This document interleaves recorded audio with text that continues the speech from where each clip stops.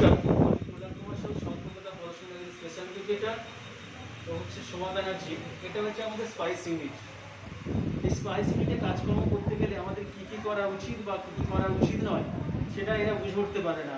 কখনো দেখা যায় জুতো পরে ঢুকে যায়, বা মাস্ক পরে না ঢুকে যায়, বা অ্যাপ্রন পরে না ওরা ঢুকে যায়।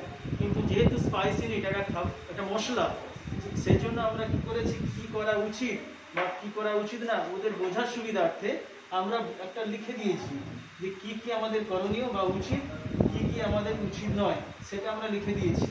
এটা দীর্ঘদিন প্র্যাকটিস করার ফলে ওদের এই অভ্যাসটা এখন হয়ে গেছে যে স্পাইস ইউনিটে গেলে কী কী করতে হয় বা কী করতে হয় না সেটা ওরা ভালোভাবে রপ্ত করে রয়েছে, এবং এখন ওদের কোনো অসুবিধা হয় না স্পাইস ইউনিটে গেলে।